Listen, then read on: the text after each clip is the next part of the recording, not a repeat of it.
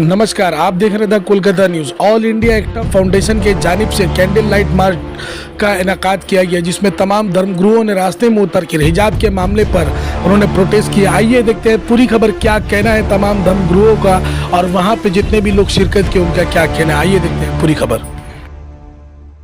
देखिए, सबसे पहली बात, ये बात आउट ऑफ ट्रैक हो रहा है।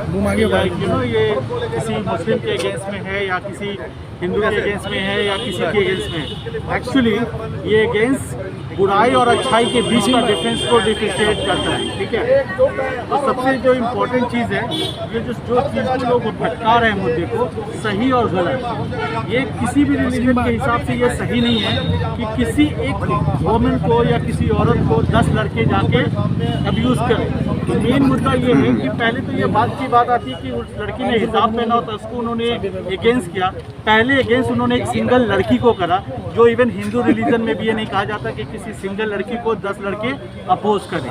तो the thing is that the basic चीज़ जो उन्होंने करा वो गलत है। चाहे वो किसी रिलीजन के काउंटिंग में कहीं भी मेंशन नहीं होता कि एक सिंगल लड़की को 10 लड़के।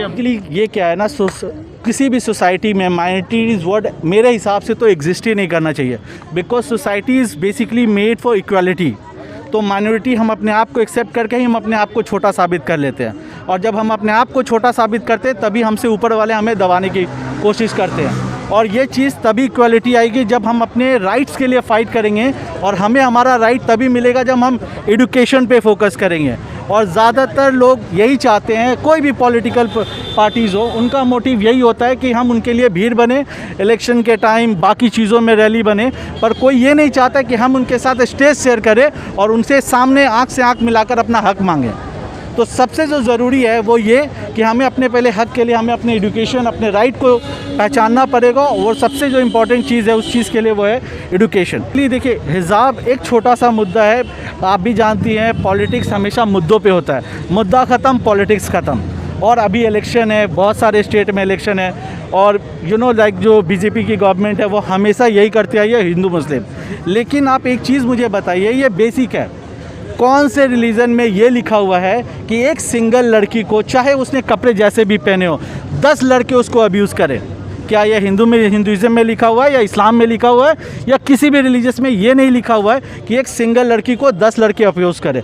तो बेसिक थिंग जो चीज़ हुआ वो गलत है, चाहे वो हिंदुइज़म के हिसाब से हो या मुस्लिम के हिसाब से हो या एनी रिलीजन के हिसाब से हो। वो लड़की अकेले थी और उसके पीछे 10 लड़कों ने अब्यूज़ किया। वो बाद में हिंदू या बाद में मुस्लिम, पहले वो एक लड़की थी। और किसी रिलीजन में ये नहीं सिखाया जाता कि आप एक सिंगल लड़की को 10 लड़के मिलकर अब्यूज़ करें। देखिए, बात यहाँ औरत या मेंस का नहीं है, बात है यहाँ हक का। हक के जब पहली बात हक की आती है, सेकेंडरी बात मेल या फीमेल की आती है। हक के अगेंस्ट में अगर आपका हक कोई छीनता तो उसके अगेंस्ट में आवाज़ उठाना बेसिकली ये कर्मा है, और सबको करना चाहिए। ये बात सिर्फ और ये कहना कि औरतें हैं तो कमज़ोर है, ये तो हम खुद उनको डिफ़ाइन कर देते हैं, you are a women so you are आप कमज़ोर हैं। ये एक्चुअली हमारे अंदर से ही हम उनको कमज़ोर बनाने की कोशिश कर रहे हैं, पर वो है नहीं। आज के जनरेशन में वो अगर फाइटर प्लेन उड़ा सकती है तो सब कुछ कर सकती है। आप किसी भी फील्ड में जाइए, आज वोमेंस इक्वालिटी पे हैं, अच्छे अच्छे पोस्ट में लीड कर रही हैं, पॉलिटिकल पार्टीज़ में भी ज्वाइन कर रही हैं। Everywhere you go you will find all the womens, you will find on the good places. तो ये कहना कि वो कमज़ोर है, मैं इस चीज़ को नहीं मानता। मुस्कान के लिए क्या मैसेज होगा? ये बात सिर्फ मुस्कान की नहीं है, बात सिर्फ उस हर लड़की के लिए है कि भाई आप सबसे बड़ी चीज़ कहीं भी कोई चीज़ के लिए गलत हो, ये बात सिर्फ हिजाब का नहीं है। बहुत तरह की चीज़ें हैं, उनको शायद मॉलेस्टेशन का फेस करना पड़ता है, जब वो कभी पढ़ने जाती हैं वहाँ पे भी बहुत सारी चीज़ें होती है, बुलिंग फेस करती हैं। जहाँ भी गलत हो उनको अपोज करें। बात ऐसी है, मुल्क में एक ऐसा हुकूमत आया है जो धर्मगुरुओं को सड़कों पे आना पड़ा, पंडित को मंदिर छोड़ना पड़ रहा है, मौलाना को मस्जिद छोड़ना पड़ रहा है, फादर को चर्च छोड़ना पड़ रहा है। एक ऐसी हुकूमत आया कि आज धर्मगुरुओं को सड़कों पे आके अपने हक की आवाज़ उठाना पड़ा। या इसी दिन के लिए महात्मा गांधी और मौलाना आज़ाद का जंग था, ऐसा हिंदुस्तान का तो उम्मीद हम लोगों ने नहीं किया। हम लोगों का मकसद ये है कि हिंदुस्तान का संविधान बचे, सांप्रदायिक एकता बरकरार रहे, हिंदू मुस्लिम में एकता जो है, जो मुल्क के जो हिंदुस्तान का असलियत है, गंगा जमुना तहजीब, उसको कायम रखने के लिए हम लोग आज यहाँ पर सड़कों पर उतरे। और जब जब धर्म के आधार पर मुल्क को बांटा जाएगा, हम लोग का फाउंडेशन सड़कों पर उतरेगा। एक सवाल है, हुकूमत सिर्फ सांप्रदायिक पॉलिटिक्स कर रहा है। सिर्फ एक तबके को कभी हर टाइम एक मॉब लिंचिंग के नाम पे, मस्जिद के नाम पे हर टाइम सांप्रदायिक तनाव पैदा करना से चाह रहा है। इसलिए हम लोग सांप्रदायिक तनाव के खिलाफ, इस मोदी गवर्नमेंट के खिलाफ हम लोग सरकार। देखिए, मेरा कहना यह है कि आज ऑल इंडिया एक्टर फाउंडेशन की जानिब से एक प्रोटेस्ट रैली का ऑर्गेनाइज़ किया गया था। मेरा सिर्फ कहना यह है कि हम क्या खाएंगे, क्या पिएंगे, कहाँ जाएंगे, क्या पहनेंगे, इन तमाम चीज़ के ऊपर पर्सनल चीज़ के ऊपर इंटरफेरेंस बहुत ज़्यादा किया जा रहा है। और दूसरी बात यह है, मैं ये भी कहना चाहता हूँ कि आप देखिए कि ये हादसा जो अभी हुआ, इससे पहले भी मॉब लिंचिंग के नाम पर, कभी गौ रक्षा के नाम पर इस तरीके का बहुत किस्म का हादसा हो रहा था, तब भी हम लोग रास्ते पर आए। तो मेरा बेसिकली कहना यह है कि मज़हब के नाम पर, धर्म के नाम पर आज और कितना जुल्म और सितम लोगों के ऊपर किया जाएगा। लिहाजा ये बंद हो और आज हम तमाम मज़हब के जितने भी रहनुमा हैं, धर्मगुरु हैं, सब मिलकर यही आवाज़ उठा रहे हैं कि इस तरीके का चीज़ बिल्कुल बंद होना चाहिए। और तमाम मज़हब के लोग, क्योंकि ये सिर्फ हिजाब का मामला है तो मुसलमान का मामला नहीं है, ये एक हिंदुस्तान की संविधान बचाने के लिए हम लोग रोड पर आए हुए हैं, क्योंकि ये हमारा आर्टिकल है, ये हमारा फंडामेंटल राइट्स है कि हम अपने तरीके से अपना धार्मिक प्रैक्टिस कर सकें। सवाल ये है कि हमारे ऑनरेबल प्रधानमंत्री किसको अपने बेटी मान रहे हैं, ये वही जानते हैं। तो बेटी बचाओ बेटी पढ़ाओ जो है, बिल्कुल उनका कहना जो है वो देश के प्रधानमंत्री के हिसाब से वो जो बोल रहे हैं सही बोल रहे हैं, मगर कहाँ तक बेटी सुरक्षित है, कहाँ तक बेटी को अपना फंडामेंटल राइट्स दिया जा रहा है, कहाँ पर बेटी को अपना अधिकार मिल रहा है या नहीं मिल रहा है, इन चीज़ों के ऊपर मैं गुजारिश करूँगा आप तमाम मीडिया के तरफ से कि हमारे सेंट्रल गवर्नमेंट इसमें इंटरफेयर करे और सेंट्रल गवर्नमेंट इसमें सोच फिक्र करे, और ताकि ऐसा चीज़ दोबारा ना हो।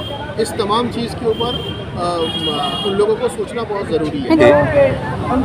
जब इलेक्शन सामने आता है तो अब हम लोग का कुछ पॉलिटिकल पार्टी ने हिंदू मुस्लिम का दांगा लगाना, ये हिंदू मुस्लिम करके वोट अदा करना, वोट को विभाजन करना, ये कोशिश करना। और टाइम ऐसे होता है। बंगाल का इलेक्शन देखो, अभी यूपी इलेक्शन चल रहा, गोवा के इलेक्शन, पंजाब का इलेक्शन चल रहा। अभी हिंदू बुक का इकट्ठा करने के लिए ये हिजाब देकर कर्नाटक का एजुकेशन मिनिस्टर ऐसे बात कर, हम लोग इसका निंदा करते हैं, हम लोग इसका विरुद्ध में हो। आज ऑल इंडिया एक्टर फाउंडेशन की तरफ से हर धर्म को मिलकर हम लोग इसका हिजाब का सपोर्ट में हम लोग का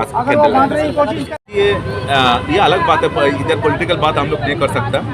लेकिन हम लोग देखा हमारा माननीय गृह मंत्री, ऑनरेबल गृह मंत्री अमित शाह जी, हमारा भारतीय जनता पार्टी का प्रेसिडेंट जेपी नड्डा जी से लेकर बहुत पॉलिटिकल लीडर ने इलेक्शन के पहले, हमारा बंगाल के इलेक्शन के पहले बहुत घर घर जाकर, ये आदिवासी से लेकर ST SC से लेकर हर गांव का घर में जाकर खाना किया। लेकिन ये खाना उनका भूख मारा, लेकिन उनका वोट नहीं मिला। आप देख लिया 21 का इलेक्शन हिंदू मुस्लिम का जो अलग होने का कोशिश किया, ये नहीं हुआ। ये बंगाल के इलेक्शन में ये उनका शिक्षा मिल गया, तो लेकिन फिर उन लोग कोशिश कर रहे हैं। लेकिन हम लोग नहीं चाहता कोई हमारा मुस्लिम बहन, कोई बुद्धिस्ट मॉन्क, कोई सिख पादरी ऐसे कोई दिक्कत में पड़ा। हम लोग इसलिए कर्नाटक में हमारा एक मुस्लिम हिजाब पहनकर बहन को जैसे 10-20 हिंदू युवक ने उनको जय श्री राम बोल के उनका चर्चा करने का कोशिश किया, जिसका विरोध में आज हम लोग ये कार्यक्रम। Thank you sir. दुनिया में क्या आ रहा नहीं आ रहा वो बात की बात है। हम हिंदुस्तान में रहते हैं, हिंदुस्तान एक सेकुलर कंट्री, और हिंदुस्तान की सेकुलर कंट्री का जो कॉन्स्टिट्यूशन है उसके फंडामेंटल राइट के हिसाब से we have the right to practice our religion, practice our faith.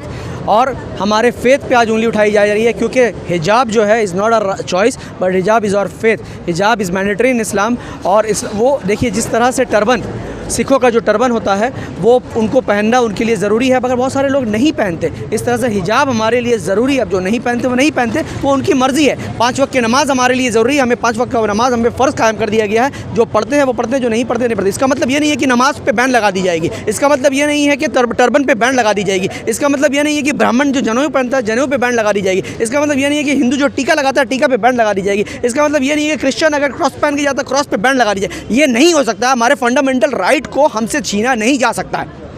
हम हमारे फंडामेंटल राइट के लिए बार बार आवाज़ उठाते रहेंगे। जहाँ जहाँ आवाज़ उठाने की ज़रूरत पड़ेगी हम बार बार एहतजाज करेंगे और आवाज़ उठाएंगे। आज पूरे हिंदुस्तान में इसके लिए आवाज़ उठा रही है। आप आज दुनिया की बात कर रहे हैं, बल्कि पूरी दुनिया में आज के वक्त इस वक्त आप देखें पूरी दुनिया में अभी डिबेट्स होने शुरू हो गए हैं और हिंदुस्तान की कहकही उड़ रही है, मजाक उड़ाया जा रहा है, हिंदुस्तान को बेइज्जत किया जा रहा है, हिंदुस्तान के ऊपर हिंदुस्तान की जो है जो सरकार है उसके ऊपर उसके सवाल किए जा रहे हैं। तो क्या कर रही है सरकार? ये सरकार 2014 से जब से ये सरकार आई है ये हिंदुस्तान को बर्बाद कर रही है। हिंदू मुस्लिम सिख ईसाई की जो एकता है उसको तोड़ने की कोशिश की जा रही है। मैं तो ये समझता हूँ कि कहीं ऐसा तो नहीं कि हिंदुस्तान का बंटवारा करना चाहते हैं ये दोबारा।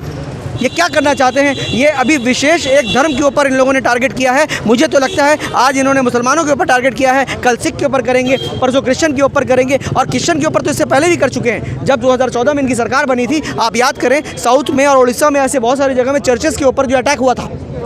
तो क्या है ये इनके प्लान का हिस्सा है क्या कि आज मुसलमानों के ऊपर अटैक कर रहे हैं, कल हो सकता है सिख के ऊपर कर रहे हैं, सिख के टर्बन के ऊपर आवाज़ उठा दे, उसके बाद फिर जो है वो उसके बाद अंग्रेज़ के ये क्रिश्चियन के ऊपर करेंगे और बाद में कहीं ऐसा ना हो कि दलित भाई को भी ये लोग कहेंगे कि तुम्हारे ऊपर भी जो है तुम जो कर रहे हो वो सब सही नहीं है और उनके ऊपर उनसे भी जो है बहुत सारी चीज़ें छीन ली जाएगी। आप एकदम सही बात कर रही हैं। यही वो उनका जो है टारगेट है हिंदू राष्ट्र बनाने का और बल्कि ब्राह्मणवाद बनाने का इनका ये टारगेट है। और ब्राह्मणवाद के नाम पर इसीलिए मैंने कहा दलितों के ऊपर भी अत्याचार हो रहा है। आप देखें कि इससे पहले भी जो है हमारी लक्ष्मी बहन यूपी पे उनके ऊपर अटैक हुआ था और किस तरह से उनके शव को जला दिया गया था, उनको अंतिम संस्कार तक करने नहीं दिया गया था। इस तरह के अत्याचार बार बार होता चला जा रहा है। लखीमखेरी में आपने देखिए कि किस तरह से किसानों पे जो है वो अत्याचार हुआ और टेनी जैसे जो मिनिस्टर है, मिनिस्टर के बेटे ने अपने गाड़ी के टायर के तले जो है रौंद दिया किसानों को। बार बार इस तरह से मामला हो रहा है और इससे ख़राब बात क्या हो सकती है कि जो ये कर रहे हैं उनके ऊपर कोई भी मामला नहीं होता है, उन्हें छोड़ दी जाती है। बल्कि मैं तो ये कहता हूँ कि उनको लेके रैली निकाली जाती है, सद्भावना रैली बोल लीजिए या शान वाली रैली बोल लीजिए, ऐसे रैली वो लोग निकालते हैं और वो खुशी मनाते हैं और भारत माता की जय बोलते हैं और ये कहते हैं कि भाई ये जय श्री राम बोलते हैं। जय श्री राम को क्या तुम टेरराइज कर देना चाहते हो? जय श्री राम तो प्यार से लोग एक दूसरे को कहते हैं। एक हिंदू दूसरे हिंदू को जिस तरह से हम अस्सलाम वालेकुम कहते हैं, वो वालेकुम अस्सलाम हम लोग मुसलमान लोग एक दूसरे को कहते हैं, उस तरह से एक हिंदू भाई दूसरे भाई को प्यार से एक दूसरे को ग्रीट करते हैं जय श्री राम के नारे से। जय श्री राम एक प्यारा सा नारा है, एक प्यारा सा लफ्ज़ है, उसको ये लोग बदनाम कर देना चाहते हैं जैसे कि वो एक टेरराइज लफ्ज़ है जय श्री राम। मैं कहना चाहता हूँ आपके चैनल के माध्यम से कि हमारे सरकार को कि ऐसा ना करें, हमारी एकता को तोड़ने की कोशिश ना करें। हिंदुस्तान की मजबूती और हिंदुस्तान का स्ट्रेंथ इसी चीज़ में है कि हिंदू मुस्लिम सिख ईसाई सब साथ साथ रहते हैं और अनेकता में ही हमेशा बचपन से लेके हमें ये सिखाया गया है कि सभी धर्म एक हैं और हम सब एक हैं। मेरे मित्र मुस्लिम हैं, मेरे मित्र हिंदू हैं, मेरे मित्र बौद्धी हैं, मेरे मित्र जैनी हैं, हम सब एकजुट होकर के चलते हैं। ये मसला सिर्फ मुस्लिम का मसला नहीं है, ये मसला पूरे हिंदुस्तान का मसला है, पूरे हिंदुस्तान का मसला है। हम ये मसले में चुप नहीं बैठना चाहते। अगर चुप रहेंगे तो उनकी और हिम्मत बढ़ेगी, वो और ऐसा अत्याचार करते रहेंगे।